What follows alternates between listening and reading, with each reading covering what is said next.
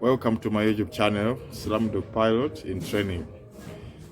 Today I will show you my very first day when I went to the flight training school here in South Africa. At the flight training school I identified years back before I came.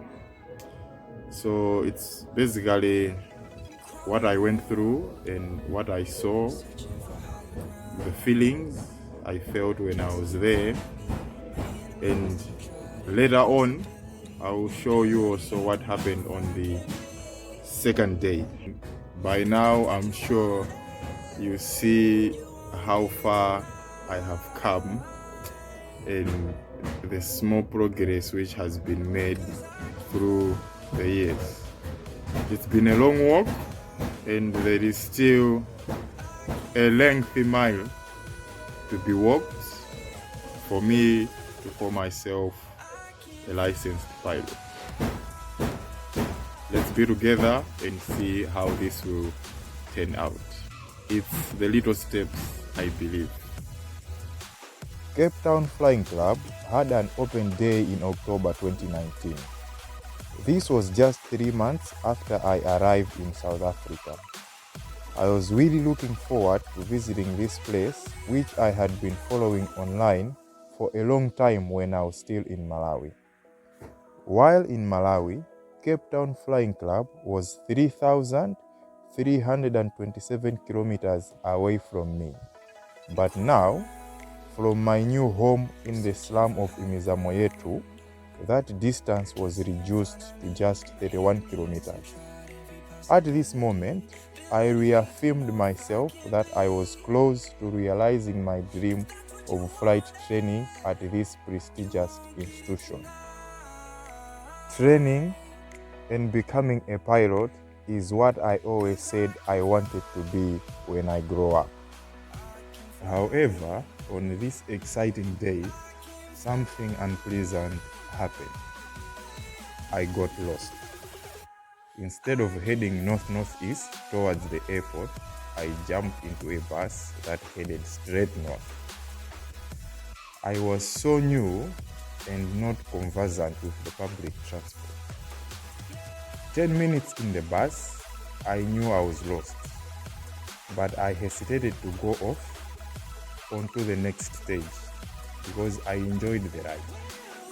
The sight of the tall buildings and roads captivated me until I reached in Atlantis, which is over 45 kilometers away from my destination.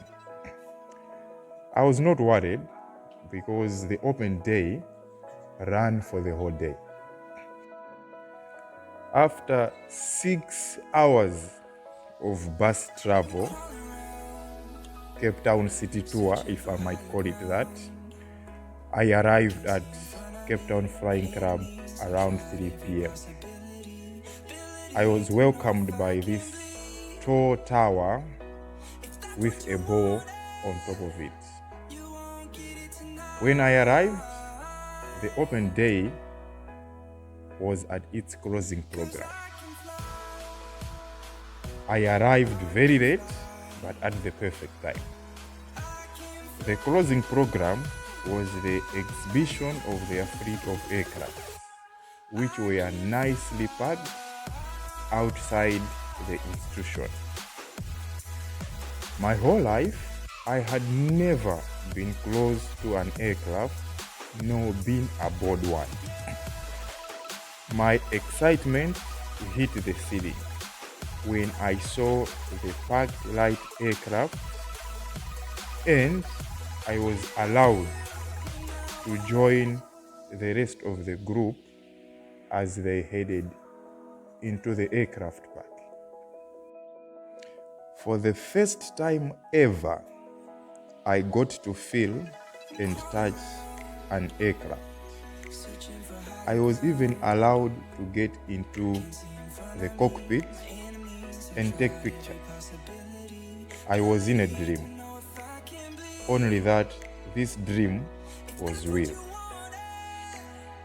During and after the exhibition, I met and spoke to a student. at Cape Town Flying Club. He was pursuing his private pilot's license.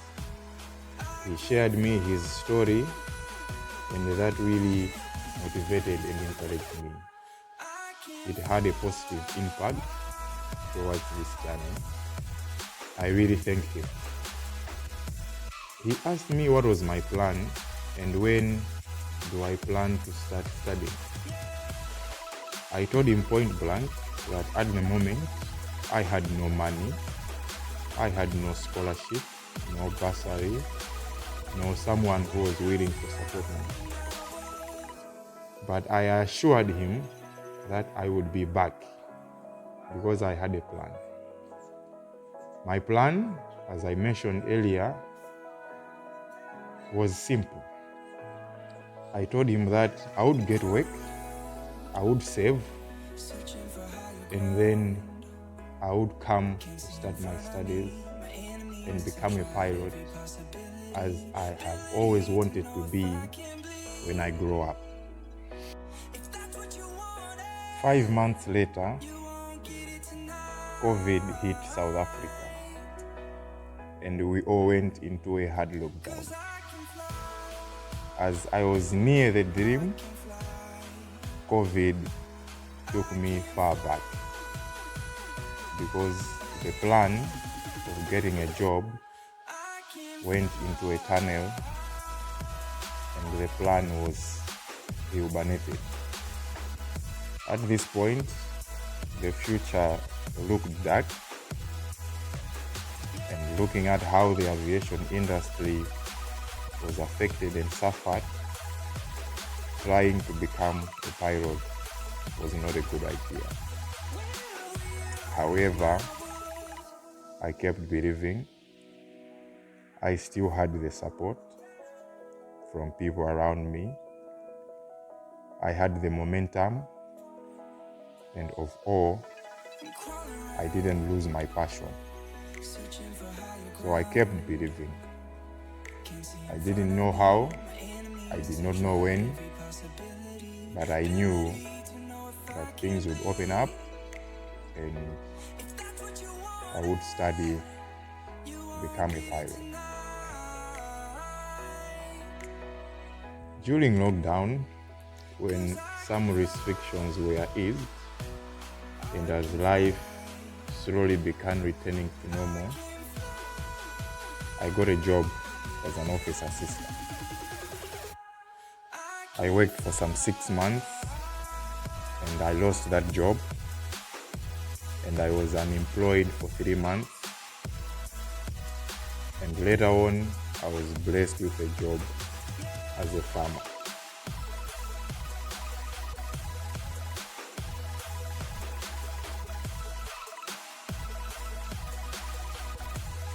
Looking at the aviation industry getting back on its feet again motivated me further, and I said now is the time. Because I was working, I began saving some money for my training. It was now 2 years since I was last at Cape Town Flying Club.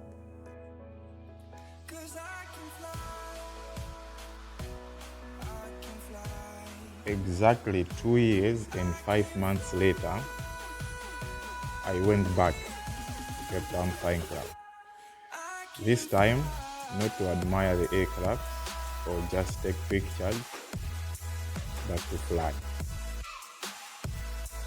Flying was the only thing that I wanted to do and to be when I grow up. I was very excited and proud of myself because I was to fly for the first time with the money that I managed to save. I calmly sat inside the institution's building as I admired the half-cut ties hung on the wall. I then ordered breakfast, fish and chips before my flight. After taking my breakfast, the flight instructor showed me the documentation of the aircraft that we were to fly in.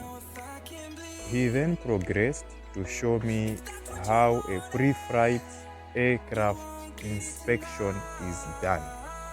Things one needs to do, needs not to do, and how to do it. Few moments later, we taxied to the runway. He showed me and let me have control of the aircraft for the first time ever as I taxied and piloted the aircraft to the runway. Prior to takeoff, I handed back controls to my flight instructor. We were held on the runway for some minutes because we had to see off Singapore Airlines A350 takeoff. By now, my dreams of becoming a pilot when I grow up were becoming true. I could not believe it, but it was happening. The dream was turning into a reality very quickly. As we watched the Airbus 350 fly away, we were told by ATC to stay put before entering the runway, as another aircraft, a Kulula.com Boeing 737, was about to land in a few minutes. One of the very reasons why I chose Cape Town Flying Club as my training facility was to observe the activities of these kind of aircraft. I wanted to see how they take off, how they land, and how they taxi. And this was positively evident on the very first day. I was happy that I made a very good choice. After the Boeing 737 exited the runway, we were cleared for takeoff. My flight instructor lined up the aircraft on the runway, pushed the thrust lever forward, and our takeoff roll began. I sat and watched in amazement as the aircraft effortlessly took off from the runway. It was a beautiful feeling. Finally, I was flying. I was no longer on the ground. This is exactly what I wanted to be and to do when I grow up. My flight instructor still had the controls after takeoff, and I only observed him do what he was doing while flying as I enjoyed the beautiful terrain below us. During the flight, he let me have control of the aircraft 3 times, twice in the air and once on the ground. Nearly after an hour of flying, it was time to go back and land. I handed back the controls to my flight instructor after flying in a holding pattern and circling the airport 5 times. Until today, I don't believe it that I had control of the aircraft and cycled the airport 5 times as we waited for other aircraft to take off and land. My experienced flight instructor brought the small aircraft back on the ground with so much ease. He is a good pilot, possibly one of the best I'll ever fly with. After landing, I observed how he taxied and led us back to the institution's aircraft park.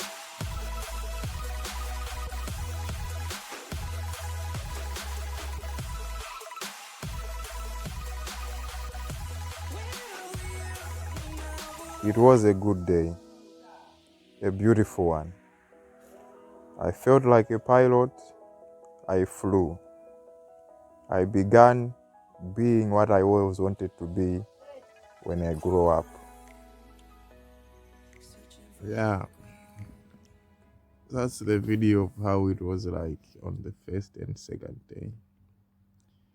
So it's patience, passion, commitment, determination, and prayer. 3 P's, 1 C, and 1 D. See you in my next video,